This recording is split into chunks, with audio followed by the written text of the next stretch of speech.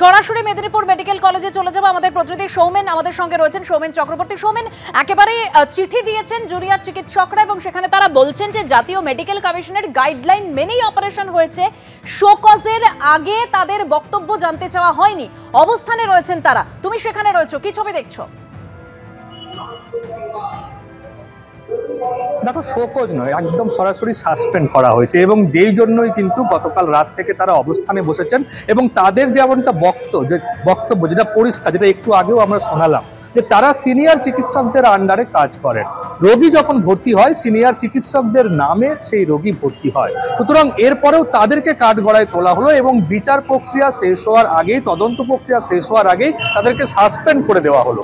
এই ঘটনার প্রতিবাদেই তাদের মূলত ক্ষোভ এবং সেই ক্ষোভ থেকেই তারা অবস্থান শুরু করছেন। তারা কিন্তু কর্মবিরতিতে যাচ্ছেন না, যেহেতু প্রচুর রোগী ভর্তি রয়েছে সে কথাও তারা কিন্তু বলছেন। সেই জন্য তারা অবস্থান শুরু করেছেন গতকাল রাত থেকে।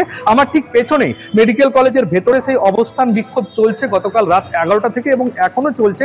তাদের যেমনটা বক্তব্য যে এটা কি একেবারে অনির্দিষ্টকালের জন্য, সেটাও কিন্তু তারা বলছেন না।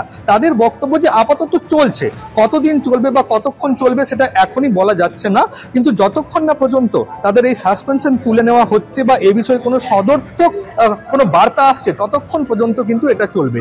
একটু আগেও যেমনটা সন্দীপ দাও বলছিলেন যে এই সাসপেনশন তোলার জন্য গতকাল কিন্তু অধ্যক্ষকে তারা ঘেরাও করেছিলেন, প্রায় 6 ঘন্টা ধরে ঘেরাও ছিল। সেই সময় তারা অধ্যক্ষের দ্বারস্থ হয়েছিলেন এবং ডিএমই কে তারাই চিঠি লিখেছিলেন জুনিয়র চিকিৎসকেরা। সেই চিঠিটি কিন্তু ফরওয়ার্ড করেছিলেন অধ্যক্ষ এবং বিষয়টি বিবেচনা করার জন্য বলেছিলেন। তো এরাও কিন্তু, অর্থাৎ এই জুনিয়র চিকিৎসকেরা কিন্তু এখনো পর্যন্ত আশায় রয়েছেন যে তাদের যে আবেদন, তারা যে আবেদন করেছেন সেই আবেদন পুনর্বিবেচনা করা হবে এবং সাসপেনশনের বিষয়ে সদর্থক কোনো ভূমিকা বা সদর্থক কোনো বার্তা আসবে। দেবস্মিতা, ধন্যবাদ। সৌমেন, আমরা অবস্থান বিক্ষোভ জানাচ্ছি, তার কারণ আমাদের 7 জন কোপিজিটি এগেইনস্টে সাসপেনশন অর্ডার এসেছে। এতকাল মানে 16 তারিখ এয়ারে যে বার্তা মাননীয় মুখ্যমন্ত্রী দিয়েছিলেন মহাশয়া, তাতে ছিল 6 জনের নাম ছিল। সেই সাসপেনশন অর্ডার তারপরে আমাদের হাতে এসে পৌঁছয়নি। কাল দুপুরবেলা শুধু সেই 6 জন নয়, তার সঙ্গে আরো একজন, টোটাল 7 জনের সাসপেনশন অর্ডার হাতে এসে পৌঁছয়।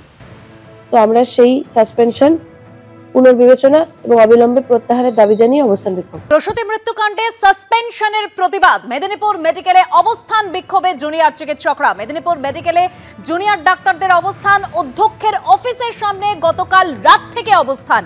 প্রসূতি মৃত্যুকাণ্ডে সাসপেন্ড করা হয়েছে 7 জনকে, জুনিয়র ডাক্তার সহ 13 জন চিকিৎসক ইতিমধ্যেই সাসপেন্ড। আর এই সাসপেনশনের প্রতিবাদে মেদিনীপুর মেডিকেলের অধ্যক্ষকে চিঠি জুনিয়র ডাক্তারদের, আর সেই চিঠি স্বাস্থ্য শিক্ষা অধিকর্তার কাছে পাঠালেন মেদিনীপুর মেডিকেলের অধ্যক্ষ।